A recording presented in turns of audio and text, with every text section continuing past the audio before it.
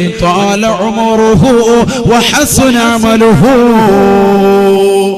ഈ ഭൗതികമാകുന്ന ജീവിത കാലഘട്ടത്തിൽ ഒരുപാട് കാലം ജീവിക്കാൻ അല്ലാഹു ആയുസ് കൊടുക്കുകയും ആ ആയുസ്സിൽ ഒരുപാട് നന്മകൾ ചെയ്തവനുമാണ് ഏറ്റവും വലിയ വിജയെന്ന് നബിയുനാ റസൂലുള്ളാഹി. 60 വയസ്സുവരെ ജീവിച്ചവനാണ്, 90 വയസ്സുവരെ ജീവിച്ചവനാണ്. ആ കാലഘട്ടത്തിൽ അത്രയും നമസ്കരിച്ചവനാണ്, നോമ്പ് പിടിച്ചവനാണ്, സക്കാത്ത് കൊടുത്തവനാണ്, പാവങ്ങളെ സഹായിച്ചവനാണ്, നിരാലംബര കവലംബമായവനാണ്. എന്നാൽ അവനാണ് ജനങ്ങൾ വെച്ച് ഏറ്റവും ഉത്തമനെന്ന് നബിയുനാ റസൂലുള്ളാഹി. ചോദ്യകർത്താവ് വീണ്ടും ചോദിക്കുകയാണ്, മൻ ശർറുന്നാസി യാ റസൂലല്ലാഹ്, ജനങ്ങൾ വെച്ച് ഏറ്റവും മോശപ്പെട്ടവൻ ആരാണ് നബി? ഹബീബായ നബി തങ്ങളുടെ കൊടുത്ത മറുപടി വല്ലാത്ത ഹൃദയഭേദകമാണ്. റസൂലുള്ളാഹി പറയുകയാ, മൻ ത്വാല ഉമറുഹു വസാഅ അമലുഹു. ഒരുപാട് കാലം ഈ ദുനിയാവിൽ ജീവിച്ചിട്ടുണ്ട്, പക്ഷേ ആ ജീവിച്ച കാലഘട്ടം അത്രയും അവൻ നമസ്കരിച്ചിട്ടില്ല, നോമ്പ് പിടിച്ചിട്ടില്ല, സക്കാത്ത് കൊടുത്തിട്ടില്ല. എത്രയോ പ്രവാസികളാണ് സൗദിയിലുണ്ട്, പക്ഷേ ഒരു വട്ടം പോലും ഉംറയ്ക്ക് അവന് തൗഫീഖ് കിട്ടിയിട്ടില്ല. ഒരു വട്ടം പോലും പരിശുദ്ധമാക്കപ്പെട്ട കഅബയുടെ കില്ല് പിടിച്ചുകൊണ്ട് പൊട്ടിക്കരയാൻ റബ്ബ് അവന് തൗഫീഖ് കൊടുത്തിട്ടില്ല. പണമുണ്ടിട്ടും പവറുണ്ടായിട്ടും അല്ലാഹുവിന് വേണ്ടുക വേണ്ടയോ ആ മനുഷ്യൻ അതിനെ സാധിച്ചിട്ടില്ല. അങ്ങനത്തെ വ്യക്തികളില്ലയോ 60ഉം 90ഉം വയസ്സുമൊക്കെ ജീവിച്ചു തീർത്തതായ സഹോദര സഹോദരിമാരില്ലയോ? ഈ ദുനിയാവിൽ തന്നെ വന്ന സമയങ്ങൾ മുഴുവനും മുഖവില് കെടുക്കാതെ കളിച്ചും രസിച്ചും സിനിമാ ടാക്കീസിലേക്ക് പോയി കൂട്ടുകാരുമായിട്ട് സിനിമകൾ കണ്ടുകൊണ്ട് സമയം ചെലവഴിച്ചവനാ. കള്ളുകുടിച്ചുകൊണ്ടും ഇഞ്ചക്ഷൻ ചെയ്തുകൊണ്ടും തന്റെ സമയത്തെ അവൻ കൊന്നുകളഞ്ഞവനാണ്. ഹറാമായ രീതിയിലേക്ക് തന്റെ കണ്ണുകളെ കൊണ്ടുപോയവനാ. ഈ ദുനിയാവിൽ ഒരുപാട് കാലം ജീവിച്ചിട്ടുണ്ട്, പക്ഷേ ഒരു നന്മയും അവന്റെ ജീവിതത്തിലില്ല. അങ്ങനത്തെ സഹോദര സഹോദരിമാരുണ്ടോ? അവരാണ് ജനങ്ങൾ വെച്ച് ഏറ്റവും മോശപ്പെട്ടവരെന്ന് നബിയുനാ റസൂലുള്ളാഹി. അല്ലാഹു നമ്മളെ കാത്തുരക്ഷിക്കട്ടെ, അല്ലാഹു നമ്മളെ കാത്തുരക്ഷിക്കട്ടെ. ഇന്ന് ചിന്തിച്ചു നോക്ക് സഹോദരങ്ങളെ, അല്ലാഹു നമുക്ക് ആരോഗ്യം നൽകി, ആഫിയത്ത് നൽകി, ആയുസ്സും നൽകി, എന്നിട്ട് നമ്മൾ ഒന്നും ചെയ്തില്ല എങ്കിൽ എത്ര വലിയ വെട്ടികളാണ് നമ്മൾ. ആയുസ് നൽകി, ആരോഗ്യം നൽകി, നല്ല ആഫിയത്തുണ്ട്. നമ്മളെ സംബന്ധിച്ചിടത്തോളം നമസ്കരിക്കാനുള്ളതാകുന്ന കൂവത്തുണ്ട്. എത്രയോ സഹോദരങ്ങളുണ്ട് അംഗവൈകല്യമുള്ളവർ, പള്ളിയിൽ വരണമെന്ന് ആശിക്കുന്നുണ്ട്, പക്ഷെ ഒരാളുടെ സഹായമില്ലാതെ, അവർ മറ്റൊരാളുടെ പരിസഹായമില്ലാതെ വരാൻ പറ്റാത്തവർ. നമുക്ക് വല്ല കുഴപ്പമുണ്ടോ? നമ്മുടെ ശരീരത്തിന് വല്ല പ്രശ്നമുണ്ടോ? ഹയ്യ അലൽ സ്വലാഹ്, ഹയ്യ അലൽ ഫലാഹ്. നമസ്കാരത്തിലേക്ക് വരൂ, വിജയത്തിലേക്ക് വരൂ. വല്ലാത്തർത്ഥമാണ്, വല്ലാത്തർത്ഥമാണ്.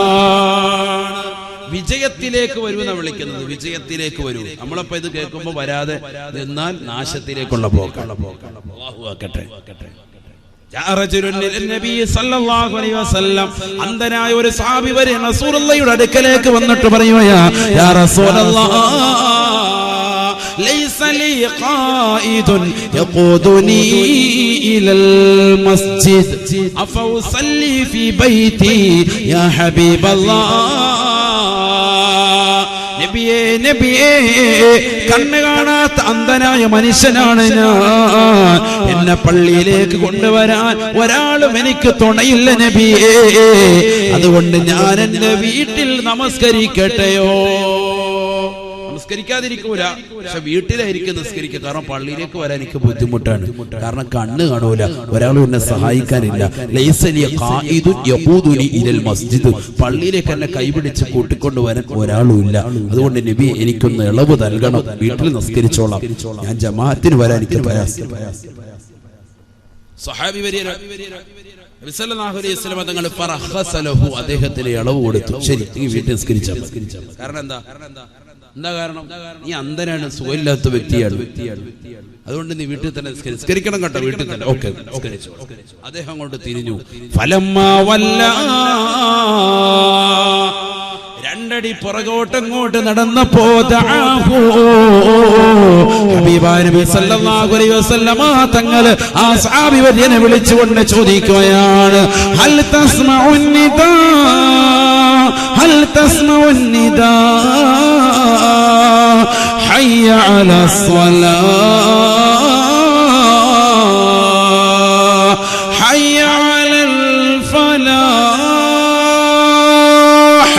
നമസ്കാരത്തിലേക്ക് വരൂ, വിജയത്തിലേക്ക് വരൂ എന്ന് അല്ലാഹുവിന്റെ പള്ളിയിൽ നിന്നുള്ള ശ്രവണ സുന്ദരമായ പാങ്കൊലി നിന്റെ കർണപുടത്തിലെ കലയൊലി കൊള്ളുന്നുണ്ടോ? നിനക്ക് ബാങ്ക് വിളി കേൾക്കാൻ പറ്റുന്നുണ്ടോ? ഫഖാല സ്വഹാബി, ആ സ്വഹാബി വരും പറഞ്ഞു, നഅം യാ റസൂലല്ലാഹ്, എനിക്ക് ബാങ്ക് കേൾക്കാൻ സാധിക്കും നബിയേ, എന്റെ കാതിന് കുഴപ്പമില്ല നബിയേ, എന്റെ കണ്ണിനാണ് പ്രശ്നം യാ റസൂലല്ലാഹ്. കാതിന് കുഴപ്പമൊന്നുമില്ല, എനിക്ക് കേൾക്കാൻ പറ്റും. എന്തൂര പള്ളിയിലോട്ട് വരാൻ എനിക്ക് വഴികൾ ഊടുവഴികളിലൂടെ വരാൻ വല്ലാത്ത പ്രയാസം. സല്ലല്ലാഹു അലൈഹി വസല്ലമ തങ്ങൾ ഉടനെ പറഞ്ഞു അത്രേ, ഫാജിബിൽ സലാ, ഫാജിബിൽ സലാ, നിനക്ക് കേൾക്കാൻ കഴിയുമെങ്കിൽ ഒരു ഇളവും നിനക്കില്ല, ഒരു ഇളവുമില്ല, നീ കൃത്യമായി ജമാഅത്തിന് വരണേയെന്ന് നബിയുനാ റസൂലുള്ളാഹി. കണ്ണ് കാണാത്ത അന്ധനായ സാബിവര്യനോട് പോലും പരിശുദ്ധ പ്രവാചകന്റെ അധ്യാപനം ഇതാണെങ്കിൽ എന്റെ ശബ്ദം ശ്രവിക്കുന്ന പ്രിയപ്പെട്ടതാകുന്ന പൈക്കമ്മണവാട്ടിയുള്ള ചെറുപ്പക്കാരെ, സഹോദരങ്ങളെ, ഈ ബേബിയുടെ ചാരത്ത് കിടന്നുകൊണ്ട് എങ്ങനെയാണ് നമുക്കുറങ്ങാൻ സാധിക്കുക? പ്രിയപ്പെട്ടവരെ, ബാങ്ക് വിളിക്കുന്നത് കേട്ടാല് ഭർത്താവിനോടൊപ്പം ശയ്യവലംബിക്കുന്ന പ്രിയപ്പെട്ട പെങ്ങളെ, ചാടി എഴുന്നേൽക്കണേ, എഴുന്നേൽക്കണേ, റബ്ബിനെ പേടിക്കണേ, മരണത്തെ ഭയക്കണേ. മരണത്തിന് മുമ്പ് തന്നെ നമുക്ക് റബ്ബിലേക്ക് മടങ്ങണ്ടയോ? തൗബ ചെയ്തുകൊണ്ട് പൊരുത്തപ്പെടിക്കണ്ടയോ? അല്ലാഹുവേ അല്ലാഹ്, ഒരുപാട് നമസ്കാരങ്ങൾ, ഒരുപാട് നോമ്പുകൾ ഞങ്ങൾക്ക് ഫൗത്തായി പോയിട്ടുണ്ട് റബ്ബേ, നഷ്ടപ്പെട്ടു പോയിട്ടുണ്ട് റബ്ബേ, ഞങ്ങളത് വീട്ടാം അല്ലാഹ്. നീ ഞങ്ങളെ തൊട്ട് പൊരുത്തപ്പെടണേ അല്ലാഹ്, നീ പൊരുത്തപ്പെട്ടു തരണേ അല്ലാഹ്. നബി സല്ലല്ലാഹു അലൈഹി വസല്ലമ തങ്ങൾ പറയുകയാണ്, നിന്റെ അടുക്കലേക്ക് മലക്ക് വന്നുകൊണ്ട് ആദ്യമായി ചോദിക്കുന്നത് നിന്റെ ആരോഗ്യത്തെ പറ്റിയാ. ഐന ബദനുകൽ ഖവി, ഒരുപാട് ആരോഗ്യമുള്ളവനായിരുന്നല്ലയോ, നല്ല ആരോഗ്യ ദൃഢഗാത്രനായിരുന്നില്ലയോ, ദുനിയാവിൽ നീ കുൻഫു മാസ്റ്റർ ആയിരുന്നില്ലയോ, കരാട്ട മാസ്റ്റർ ആയിരുന്നില്ലയോ, വമാ ദഅഫഹുല്ലൂ, ഇന്ന് നിന്റെ ശരീരത്തെ ബലഹീനപ്പെടുത്തിയതെന്താ? ഇന്ന് നിനക്ക് അനങ്ങാൻ പറ്റാത്തതെന്താണ്? ഡോക്ടർ വന്നുകൊണ്ട് പറയുകയാണ്, കയ്യെന്നുയർത്തണേ, കാലെന്ന് ചരിക്കണേ, ഒരു ഇഞ്ചക്ഷൻ എടുക്കാനാണ്, ഇഞ്ചക്ഷൻ എടുക്കാനാണ്. കഴിയുന്നില്ല നിനക്ക്. ദുനിയാവിൽ നീ കൈകാലുകൾ കൊണ്ട് പലരെയും നീ അടിച്ചവനാണ്, സമൂഹ മധ്യത്തിൽ താറടിച്ചവനാണ്, പലരെ കുറിച്ചും നീ കമന്റുകൾ രേഖപ്പെടുത്തിയവനാണ്, പലരെയും നീ അടിച്ചു നിരത്തിയവനാണ്, പാവപ്പെട്ടവന്റെ മേൽ കുതിര കയറിയവനാണ്, പലരെയും നീ തല്ലിച്ചതച്ചവനാണ്, പലരെയും നീ കൊന്നിട്ടുള്ളവനാണ്, പല അക്രമങ്ങൾക്കും നീ കൂട്ടുനിന്നവനാണ്. പക്ഷേ മരിക്കാൻ കിടക്കുന്ന സമയത്ത് നിന്റെ കൈകാലുകൾ ചലിപ്പിക്കാൻ സാധിക്കുന്നില്ല. മലക്ക് വന്നുകൊണ്ട് നിന്നോട് ചോദിക്കുകയാണ്,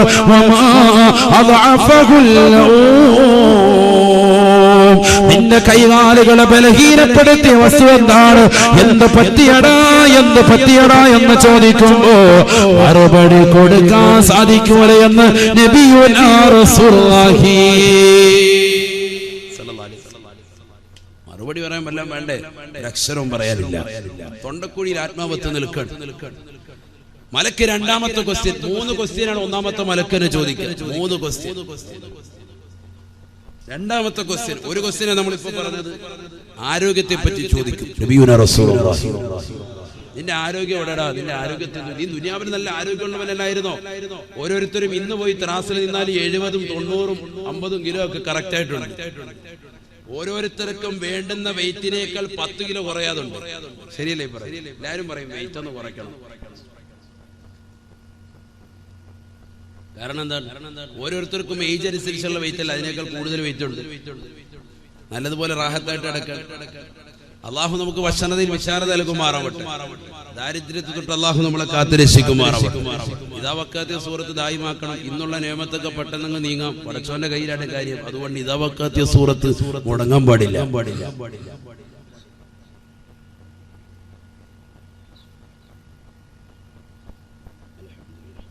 ഇബ്നു മസ്ഊദ് റളിയല്ലാഹു അൻഹു പെണ്ണുങ്ങൾ അധികരിച്ച് എന്ന് പറഞ്ഞാൽ അദ്ദേഹത്തിന് പെൺമക്കള്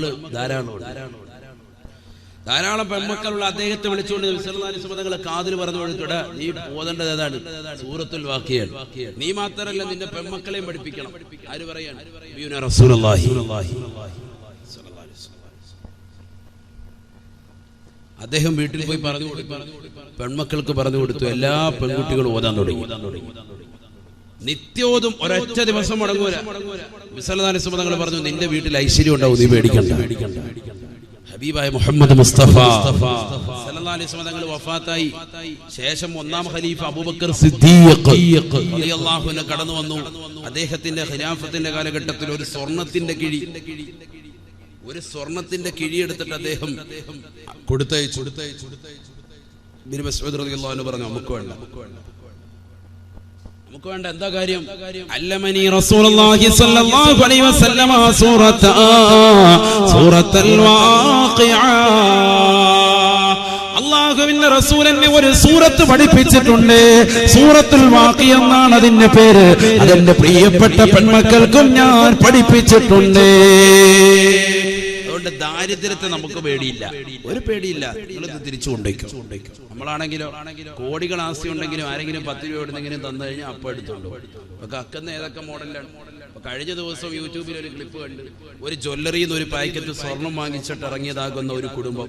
ഒരാളേ ഉള്ളൂ. അയാൾ നേരെ സാധനം എടുത്ത് വണ്ടിക്കകത്ത് കയറി പുറയിലത്തെ സീറ്റിലോട്ട് വെച്ചു, ഡോർ അങ്ങോട്ട് അടച്ചു. ഒറ്റയ്ക്കല്ലല്ലോ കക്കാൻ വരുന്നത്, പല രീതിക്കാണ് കക്കാൻ വരുന്നത്. ജ്വല്ലറിയുടെ വാതിക്കലുള്ള CCTV ക്യാമറയിൽ പതിഞ്ഞതാണ്. ഇടത് ഭാഗത്തൂടെ പോകുന്ന ഒരാൾ, അപ്പുറത്തെ സൈഡിൽ കൂടെ പോകുന്ന ഒരാൾ ഇങ്ങനെ കൈകൊണ്ട് ഇങ്ങനെ ചൂണ്ടിക്കളിക്കുക, ഇങ്ങനെ കാണിക്കുക. അപ്പൊ ഇദ്ദേഹം ഇവിടുന്ന് ഡോർ പറഞ്ഞിട്ട് എന്താണെന്ന് വെളിയിൽ ഇറങ്ങി നിങ്ങളുടെ പൈസ ഇവിടെ കിടക്കുന്നു എന്ന് പറഞ്ഞിട്ട് അയാളങ്ങ് പോവാണ്. ധാരാളം സംഭവം പറഞ്ഞിട്ട് പോകുന്നതാണ്, കള്ളനാണ്. അപ്പൊ ഇയാൾ ഇതിലേക്കൂടെ പതുക്കെ ചെന്ന് അപ്പുറത്തൂടെ പോയിട്ട് പൈസ എടുക്കാനായിട്ട് അവിടെ ചെന്ന് ഈ പൈസ കുനിഞ്ഞെടുക്കും. 100 രൂപ എടുത്തിട്ട് ഇയാൾ വരുമ്പോൾ ഇപ്പുറത്തെ ഭാഗത്തൂടെ ഒരുത്തം വന്നിട്ട് ബാക്കിൽ ഡോർ പറഞ്ഞിട്ട് ഇയാളുടെ 25-30 പവൻ കാര്യമായിട്ട് വെച്ചിരിക്കാം. 100 രൂപ ഹേവൻ അവിടെ നിന്ന് എടുത്തപ്പോഴത്തേക്ക് ഇവിടെ 25 പവനും കൊണ്ടൊക്കെ പോയി. ഇയാൾ വന്നിട്ട് വലിയ ശരി വണ്ടി കയറി, ഒന്നും നടന്നിട്ടില്ല, അയാൾ ശ്രദ്ധിക്കുന്നില്ല.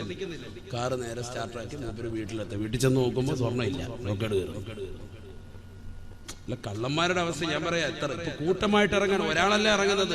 റോബറി, കവർച്ച ഭയങ്കര സംഭവമാണ്. ഒരാളായിട്ട് കള്ളന്മാരാണെങ്കിൽ ഓക്കെ. ഇത് ഒന്നിലധികം ആളുകൾ, നമ്മൾ ഒരാൾ കൊണ്ട് വന്നിട്ട് ഇതാ നിങ്ങളുടെ പൈസ എന്ന് പറയുന്നത് നമ്മൾ ഓട്ടോമാറ്റിക് ആയിട്ട് ഇപ്പൊ എന്റെ പോക്കറ്റിൽ നിന്ന് വല്ലതും പറഞ്ഞതെന്ന് കരുതി നമ്മൾ അത് എടുക്കാൻ പോകുമ്പോഴത്തേക്കും നമ്മുടെ ഇവിടുന്ന് പേഴ്സ് അടിച്ചുകൊണ്ട് പോവുക, അല്ലെ പോക്കറ്റിൽ കഴിഞ്ഞിട്ട് വല്ലതും എടുത്തുകൊണ്ട് പോവുക. ശ്രദ്ധ തിരിച്ചു കളയുക. ഇതാണ് കാലഘട്ടം. അല്ലാഹു നമ്മളെ കാത്തുരക്ഷിക്കുമാറാകട്ടെ.